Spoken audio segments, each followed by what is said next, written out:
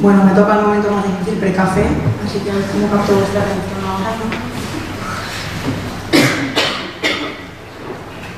Vale, bueno, pues como ya habéis podido comprobar con las experiencias de mis compañeros, ¿no?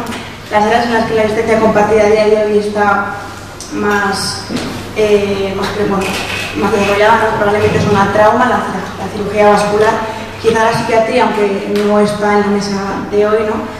Y bueno, en concreto en el tema que voy a abordar yo, pues otra de las áreas que más se beneficia de la asistencia compartida pues es la obstetricia. Hablando de forma globalizada en el mundo que vive, a día de hoy la mortalidad materna pues sigue siendo inaceptablemente alta, ¿no? Evidentemente con grandes diferencias geográficas que no son tema de la sesión, pero bueno, una cosa que sí me parecía importante conocer es que el 80% de esas causas de mortalidad en las embarazadas siempre son médicas y no obstétricas, ¿no?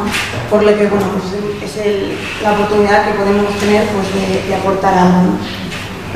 ¿Cuáles son las enfermedades más prevalentes en las embarazadas? Bueno, pues como os imagináis son muchísimas.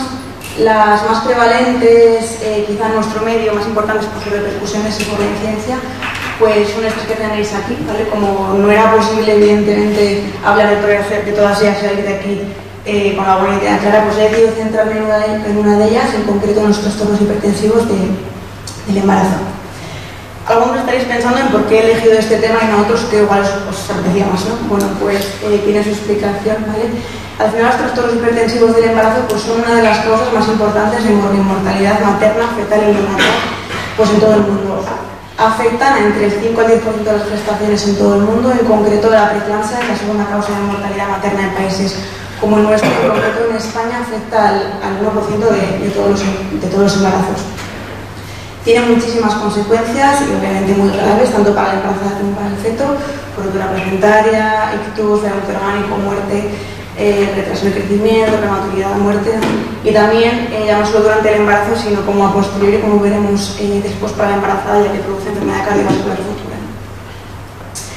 ¿Y qué pasa? Pues que encima a futuro la perspectiva, la panorámica pues no es mejor. ¿Por qué? Porque estos trastornos hipertensivos pues se ve que están aumentando con los años, ¿no? ¿Por qué? Pues porque la edad materna aumenta, los embarazos múltiples también secundarios a las técnicas de reproducción asistida y enfermedades metabólicas, ¿no? Como son la obesidad, diabetes, hipertensión, enfermedad renal.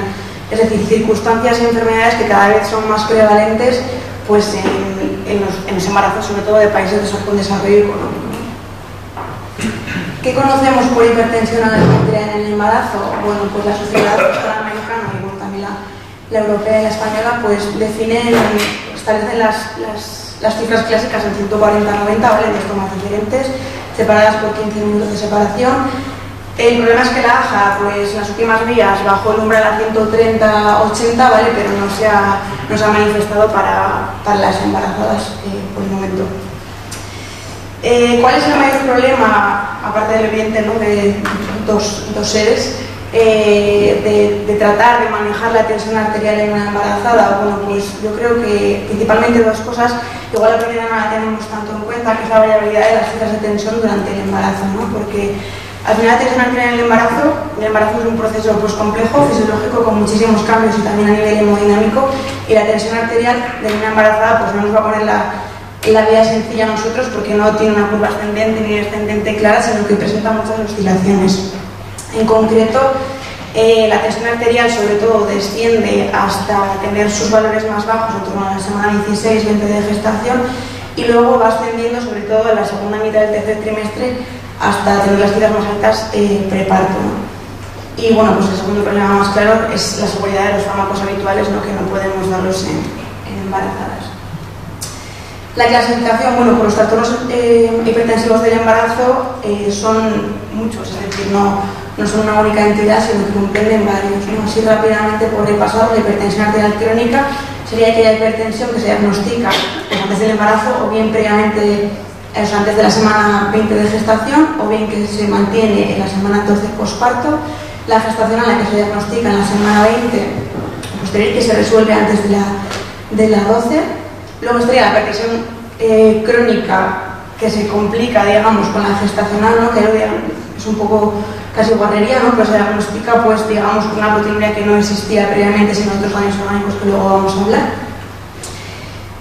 Luego, de todas estas pacientes que desarrollan hipertensión gestacional bien crónica con sumada a la gestacional o bien gestacional pura, pues el 50% de ellas van a desarrollar preeclampsia, que es realmente lo grave, ¿no? Que sería definida pues, como la hipertensión con sí o no síntomas de daño orgánico o con un cociente de biomarcadores alterado que luego veremos. La preeclampsia, según qué guías veáis, pues se puede clasificar en leve o grave. Yo la verdad que no me he metido en eso porque bueno, a nivel práctico se maneja prácticamente de manera similar, o sobre todo para nosotros, ¿vale? Y luego estarían pues dos formas, digamos, que serían la progresión o gravedad de la preeclampsia, que sería la eclampsia, que vendrá definida por las crisis convulsivas, ¿no? Tónico-crónicas en una embarazada pues, que no tenga ninguna causa estructural justificable. Y el síndrome de HELLP, que vendría definida por la consistencia de tres criterios, ¿no? La hemólisis con la LDH elevada, el daño hepático y la plaquetopenia. ¿Cuáles son los marcadores de daño orgánico? Bueno, pues todos estos. El doble proteinopatológico, que es lo que va a decir pues, Gene, obviamente no tenemos ni idea. La proteinuria en emisión aislada 30 o 300 en 24 horas, la plaquetopenia, la LDH, las transas, creatinina, alteración y una clínica digestiva, en agua de pulmón o clínica neurológica. La fisiopatología, bueno, pues esto es un rollo terrible.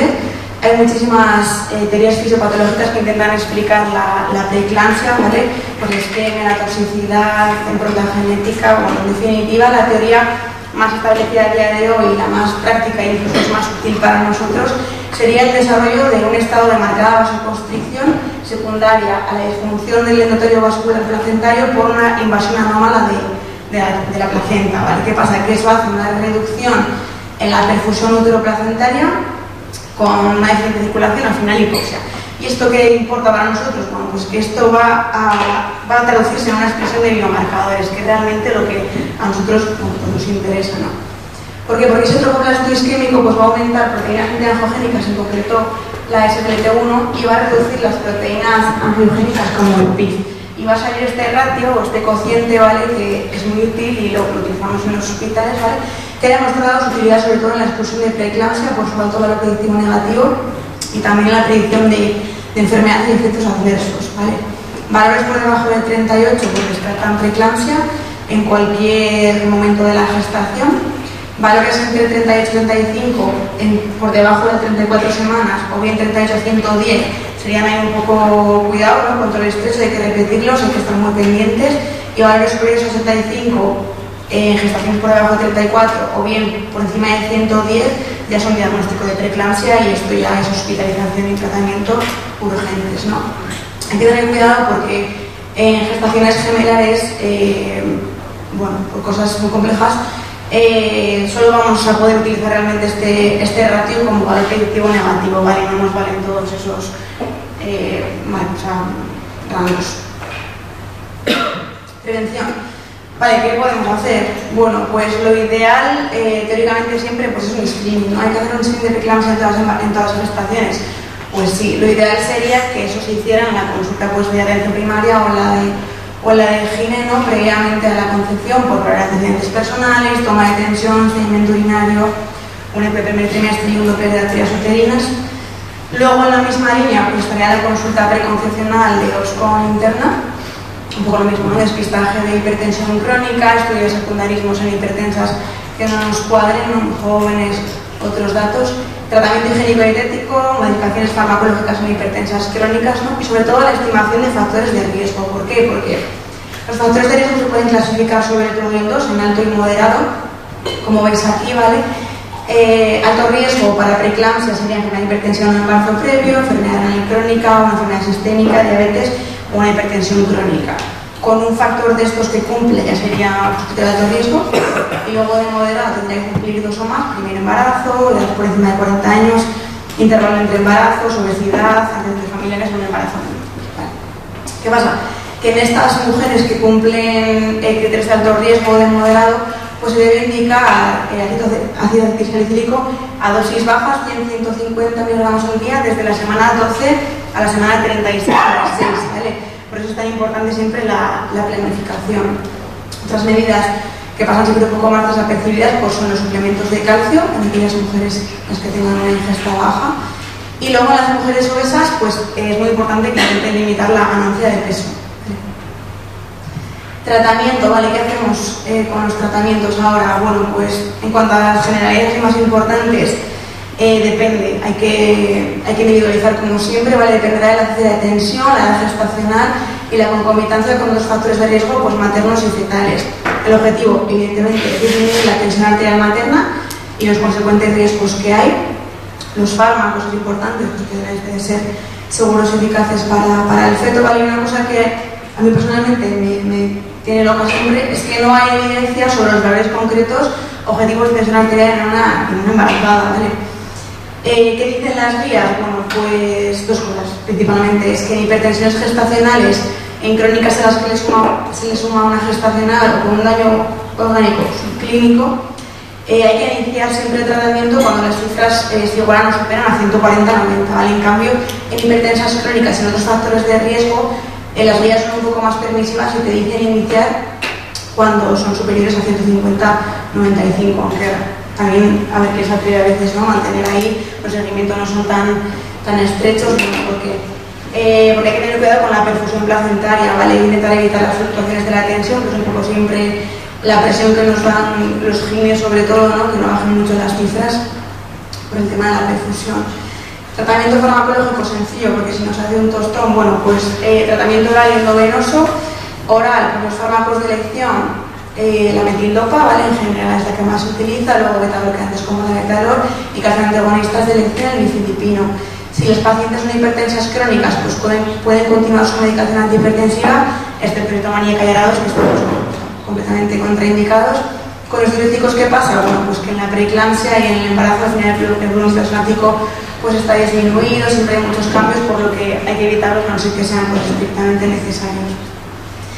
El tratamiento endovenoso, ¿cuándo? Pues si tenemos una hipertensión grave, que en sí las cifras más o menos establecen cifras en torno a 170-110, y obviamente hay que hospitalizar. El tratamiento farmacológico de elección, que siempre es la betalol, luego metildopa y nifedipino también en asociación. De segunda línea tendríamos la hidralacina, que bueno, también se puede poner oral, perdón, que se me ha comido, que lo he oído. El urapidilo, y luego si ya presenta el agudo de pulmón, pues habrá que poner una perfu de nitroglicerina, ¿no? Profilaxis de eclampsia, siempre mucho cuidado, con sulfato de magnesio, ojo que no se puede administrar al mismo tiempo que la betalol porque hacen hipotensión bradicardia fetal, perdón. Y bueno, pues control de bienestar fetal con obstetricia y siempre pues hablar con intensivos, ¿no? Pues por si acaso. Finalización de la gestación, bueno, pues el tratamiento con el labio que os decía, desde la 12 semana a la 36 más 6, ¿por qué? Porque en pacientes asintomáticas el parto debería de programarse en la semana 37, siempre que pueda ser por vía vaginal, ¿vale? Y por supuesto hay criterios de gravedad, de eclampsia, gel, cualquier cosa, pues hay que hacer una evaluación multidisciplinar con obstetricia y con UCI, según la edad y el riesgo materno-fetal y bueno, valorar la maduración pulmonar con cortis, ¿no? Estas son las recomendaciones un poco que os dejo en la diapo de la Sociedad de Cardiología de la última guía de 19, que viene a decir un poco lo mismo en cuanto al tratamiento. ¿Y qué pasa? Después del parto ya termina aquí la asistencia. Bueno, pues no exactamente. La presión arterial en el posparto, bueno, pues en la mayor parte de las embarazadas se normaliza en la primera semana, ¿vale? Pero no siempre, entonces hay que tener cuidado. Hay que valorar la necesidad de controlar el tratamiento hipotensor, controles ambulatorios, introducir luego a las pacientes en el porperio. Y muchísimo cuidado con la metildopa porque hay que retirarla porque hay mucho riesgo de depresión postparto. En la lactancia, también típica pregunta de las madres, ¿no? Pues la lactancia materna no aumenta la tensión. En la madre eso no es un problema, el problema es que la mayor parte de los fármacos se excretan con la leche, ¿no? Con concentraciones muy bajas, eso sí, menos el propranolol y el nifedipino que son un poquito más seguros. Y el consejo futuro, sobre todo en embarazos posteriores, pues porque hay un mayor riesgo de recurrencias, ¿no? Y sobre todo cuanto antes haya desarrollado la preeclampsia, pues mayor riesgo de recurrencias hay. Como veis, por debajo de la semana 28, pues es que la mitad de las embarazadas van a desarrollar otra preeclampsia en el siguiente mes. Bueno, ¿qué pasa? Que encima, además de compartir la asistencia con obstetricia durante el embarazo, hay que tener muy en cuenta que probablemente estas mujeres nos vamos a encontrar con ellas en algún otro momento de nuestra vida, ¿vale? ¿Por qué? Pues porque además de las complicaciones que pueda haber y todos los miedos que hay con el embarazo, sus fetos y todas estas cosas, pues es que la preeclampsia aumenta el riesgo de desarrollar enfermedad cardiovascular, ¿vale? Se considera un riesgo de, o sea, un factor cardiovascular, aunque no lo tengamos muy en mente. En cuanto a la bibliografía sobre esto, bueno, pues hay muchísima. Os he querido poner estas dos revisiones, que es verdad que son un poco antiguas, pero son bastante potentes y yo creo que ilustrativas, ¿vale? Primero dos metaanálisis, pues con una N de 4 millones, yo creo, de embarazadas que hacen preeclampsia, ¿vale? Y lo que hace, pues básicamente es hacer un estudio, bueno, de evaluar el desarrollo de hipertensión, cardiovascular isquémica, cerebrovascular, tromboembólica y mortalidad global, un margen de 5-30 años, yo creo. Bueno, pues tiene resultados estadísticamente significativos para lo que veis aquí. Si veis en el título, pues también se intentó analizar el riesgo con cáncer, en concreto con cáncer de mama, y no se vio ningún resultado estadísticamente significativo. Este otro metaanálisis surge de la idea un poco, pues, de que si un embarazo con preeclampsia siempre hace más riesgo de tener otra preeclampsia en el siguiente embarazo, ¿no? Y si encima sabemos que la preeclampsia es un factor de riesgo cardiovascular, tener varios embarazos con preeclampsia también te da más riesgo cardiovascular. Bueno, pues sí, la verdad que sí, tremendamente sí, pues porque aumenta muchísimo la hipertensión crónica, la batería isquémica, insuficiencia cardíaca y su hospitalización. Aquí no hubo resultados tan claros, sobre todo para el trombo, arteriosclerosis ni mortalidad cardiovascular global, ¿vale? Pero bueno, habrá que hacer más estudios probablemente. Y bueno, por terminar ya en sí mi sesión y la mesa, igual que comentó Pablo, ¿no? Pues bueno, al final, os guste o no, yo creo en la asistencia compartida, todos los pacientes cada vez son más complejos, más comórbidos, hasta la que están embarazadas, ¿no? Y siempre pues tenemos que tener muy en cuenta que tenemos una participación muy activa en todos los pacientes, por lo que la asistencia compartida es tremendamente importante, no podemos olvidar que tenemos que formarnos y tenerla muy en cuenta siempre, ¿no? Mensajes clave para llevarse a casa o más generales. Bueno, pues la mayoría de las causas de morbimortalidad materna son médicas, por lo que la asistencia pues, es una clara oportunidad para mejorar la morbimortalidad. Los trastornos hipertensivos afectan en torno al 5 o 10% de las embarazadas. Pues, diferentes manifestaciones clínicas, asintomáticas hasta incluso fallo orgánico y muerte, ¿no? Por lo que es de suma importancia pues, el screening, población de riesgo, las consultas preconcepcionales, las consultas compartidas, ¿no? El manejo con drogas antihipertensivas debe ser individualizado, cuidado siempre con las oscilaciones tensionales por la perfusión placentaria, porque si no los genes nos van a traer locos, y que al final pese el avance en materia, nuevas materias, estrategias, protocolos y la asistencia compartida, pues que sigue siendo una de las principales patologías causales de morbimortalidad a nivel mundial y también en España, ¿vale? En países desarrollados, por lo que no podemos olvidarnos de esto. Y nada más, muchas gracias.